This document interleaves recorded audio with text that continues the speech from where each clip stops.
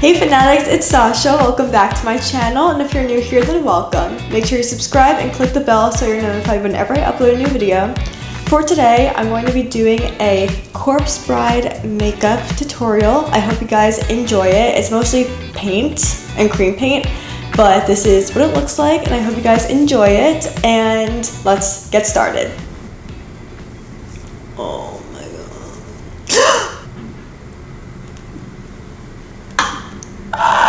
Went down my shirt.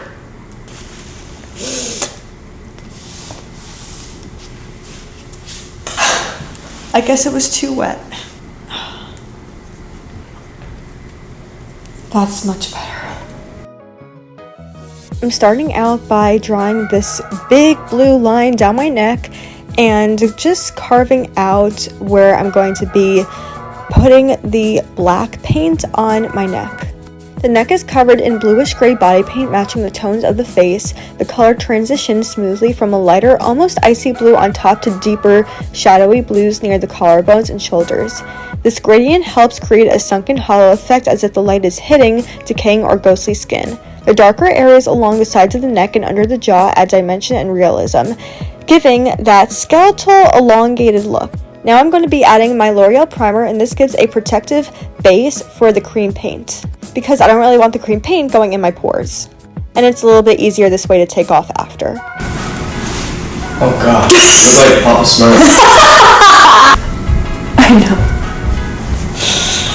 It's great. It's amazing. Okay, I need a beauty blender.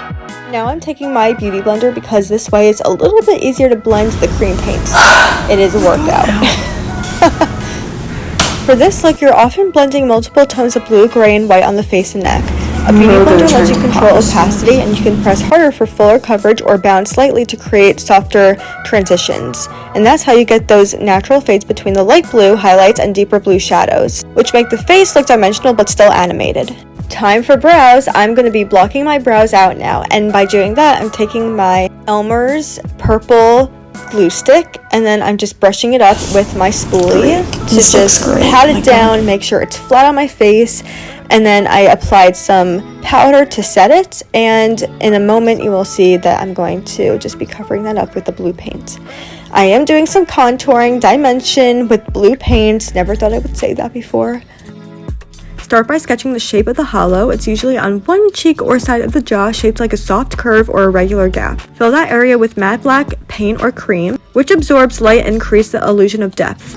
Use dark gray or navy blue along the edges to soften the transition and make it look like the darkness is receding into the skin. The brows are arched dramatically upward toward the center, giving that wide-eyed, melancholy expression that's so iconic to Corpse Bride. Instead of following your natural brow shape, they're drawn higher and thinner, almost cartoon-like. This creates that innocent yet sorrowful look, as if she's forever in a moment of longing or heartbreak. Use a white cream paint or water-activated face paint. Even clown white or a grease paint works. Paint a large oval or a rounded shape that extends below your actual eyes. This becomes the fake eyeball. The top of the white area should meet your real lash line, and the bottom should extend halfway down your under eye area or more, depending on how dramatic you want it. Blend the edges softly into your blue base. This helps it look like part of your skin instead of a harsh sticker. And now I'm just going in and blending out the brows, the blue area, just fixing all the little details, adding the white dimension to the black on the side of my cheek, and just filling it in. Because I'm a perfectionist and I want this look to be perfect, or as perfect as possible. So as you see, I'm adding all the lashes. Kind of looks like a little sun around my eyes. And then in a moment, you will see me adding the little eyeballs, which then makes this very trippy and a little creepy, but isn't that what it's supposed to be?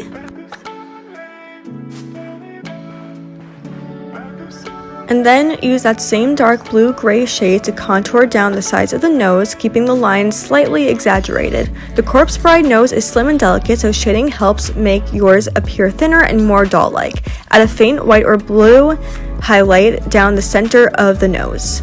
Using a navy blue or deep gray eyeshadow, create a soft V shape extending from the outer corners of your eyes upward toward the temples and slightly inward toward the bridge of the nose.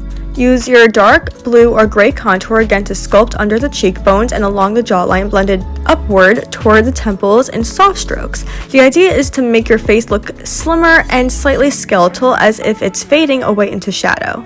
And then, as you can see, I'm fixing the nose, just adding more detail. Using black cream paint or eyeshadow, shade down the sides of your neck to make it appear narrower and elongated. This trick visually slims the neck and enhances the puppet-like proportions of the character. Blend the black softly into the blue base, leaving the center of the neck lighter. This creates depth and shadow, almost like your neck is tapering inward. Finish with a classic bold red lip, or maybe a little bit darker. It's the only warm color in the entire look, which makes it pop dramatically. Keep the shape slightly rounded and delicate, not overly lined or modern. And then I'm finishing it off with some detail, just fixing that little shape, more like a bigger shape. I kind of elongated a little bit on the side of my face just to make it more prominent and there and noticeable.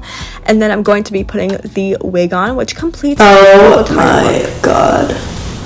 So I hope you guys enjoyed this video. If you did, give it a thumbs up and let me know what you guys are going to be for Halloween and what you guys are going to do. So I will talk to you guys in my next video. Make sure to follow me on all my social media. Bye, fANNE-atics. Mwah.